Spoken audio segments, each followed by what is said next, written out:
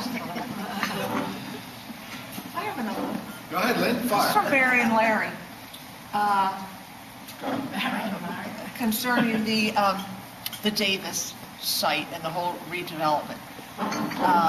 You know, there was such animosity between the residents and the Davis family, you know, and you kind of wonder if, regardless of how that all plays out, you know, I don't know why anybody else would want to, you know, pursue doing something with that site based on, you know, the animosity of the residents and stuff. How do you like overcome that to make it a good fit? Yeah, I can start. First of all, my experience is basically in commercial real estate. So my entire 30 years career working for corporate America was in commercial real estate development. So literally my company, JMBC, went around the country revitalizing areas and paying for that, construction loans, working with local builders, local community people who do that. I think there is a solution there. I think it's an ideal property that can be developed. I'm not against a big box store, whether it be a Giant or something else. I'm more for smaller retail type stores. I think there's a lot of businesses in this town that we need, whether it be a shoe store, a barber shop, hardware store. There's a tremendous amount of opportunity there. And I think what Larry and I would do, and Larry being a lawyer too, has a great benefit, and the existing supervisors, we would sit down with all the business people in the community and say, okay, it's a new day now. We want to revitalize this downtown area.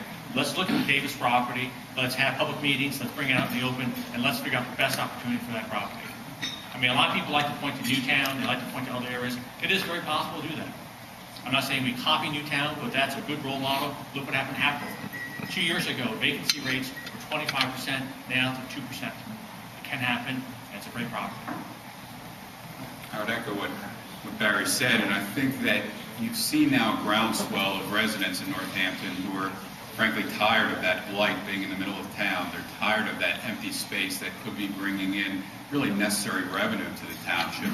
So I think the people are ready to have something go in there. Of course, Barry said big box store is not our first choice. We'd like a number of smaller vendors, smaller businesses to be in there.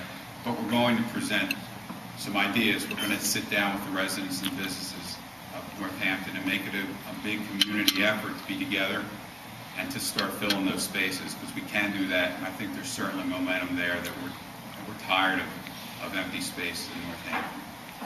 The other thing I'll just add too is that Larry and I talked about is that just making some accountability and responsibility to supervisors. And the item would be an agenda item. Every single month, we would have to report back as a board of supervisors what's happening with the downtown areas. What's happening with the sale of the Richfield Schoolhouse? What's happening with the Davis property? What's happening with open space? What's happening with the industrial park? I think if people are accountable, and Larry and I know, working in business, if you want something done, you have to make people accountable. You can't just wait and not assign responsibility. And if somebody doesn't get something done, then you assign it to somebody else. There's got to be accountability, there's got to be responsibility, and there's got to be a mechanism where the Board of Supervisors is reporting back every single month to the township saying, here's the things I'm accomplishing. And so not accomplishing, people can come to that public meeting and say, listen, why aren't you doing that? This is our township, we need to get these things done. Anyone else?